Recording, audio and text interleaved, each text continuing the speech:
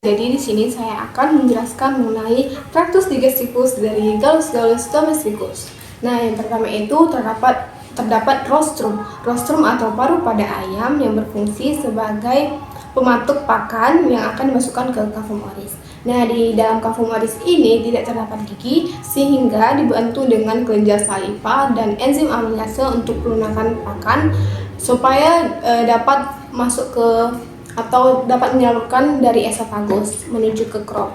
Nah, di esofagus ini dia menggunakan gerakan peristaltik agar dapat sampai ke crop gitu lah pokoknya. Nah, di crop ini merupakan tempat penyimpanan pakan sementara dan fermentasi sederhana dan menuju ke proventriculus. Nah, di proventriculus ini pakan dipecah secara kimiawi dengan HCl dan enzim pepsin. Nah, selanjutnya ada ventriculus atau gizzard. Nah, di dalam ini terdapat grid atau kerikil kecil yang membantu melunakkan pakan supaya dia dapat menuju intestinum tenue. Nah, di intestinum tenue ini terdapat 3. Yang pertama itu ada duodenum, jejunum, dan ileum. Nah, duodenum ini berfungsi sebagai pemecah pakan secara enzimatis. Terdapat enzim amilase, lipase, dan tripsin. Kemudian dia itu menuju ke jejunum. Nah, di jejunum ini merupakan tempat penyerapan utama nutrisi, dan setelah itu menuju ke ileum. Nah, di ileum ini juga fungsinya sama seperti jejunum tadi, penyerapan nutrisi, tetapi dia itu penyerapan nutrisi yang nutrisinya itu tidak diserap di jejunum tadi. Nah, masuk ke seka. Nah, di seka ini terdapat 2, seka kanan dan seka kiri. Di seka kanan ini tempat fermentasinya, sedangkan di seka kiri tempat penyerapan fermentasi. Nah, selanjutnya ada kolon. Nah, di kolon ini tempat penyerapan air dan mineral, dan dia juga itu tempat pembuatan fermentasi tersebut. Nah, selanjutnya menuju ke rektum. Nah, di rektum ini dia itu tempat penyimpanan sementara feses.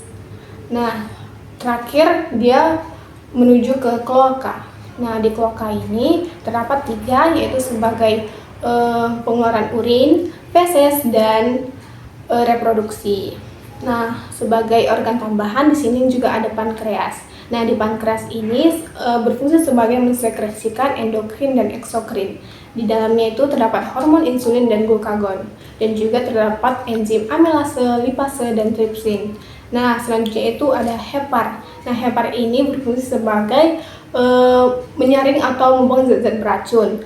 Nah, selanjutnya ada empedu. Empedu ini berfungsi sebagai penghasil empedu dan digesti lemak. Sekian video dari saya, terima kasih.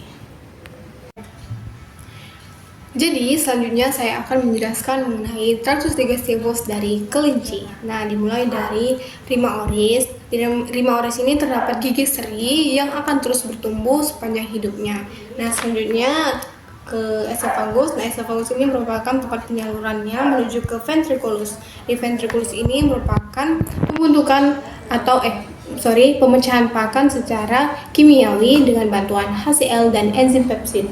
Nah, selanjutnya menuju ke intestinum tenue terbagi menjadi 3. Yang pertama itu ada duodenum, jejunum, dan ileum. Nah, di duodenum ini merupakan tempat pemecahan secara enzimatis dengan bantuan enzim amilase, lipase, dan tripsin. Selanjutnya itu menuju ke jejunum. Di jejunum ini merupakan penyerapan nutrisi utamanya. Selanjutnya ke ileum. Nah, di ileum ini penyerapan nutrisi lagi yang belum diserap di jejunum tadi. Nah, selanjutnya ke intestinum crassum. Terdapat sekum dan appendix seka. Nah, di sekum ini tempat fermentasi dan oleh dengan mikroba, bantuan mikroba. Nah, di appendix seka ini terdapat mikroba baik. Nah, selanjutnya masuk ke kolon. Di kolon ini merupakan pembutuhan feses dan penyerapan air, mineral, dan vitamin. Nah, selanjutnya menuju ke rektum. Nah, di rektum ini merupakan tempat sementara penyimpanan feses tersebut dan akan dikeluarkan melalui anus. Disitulah yang feses tersebut akan dikeluarkan. Terima kasih.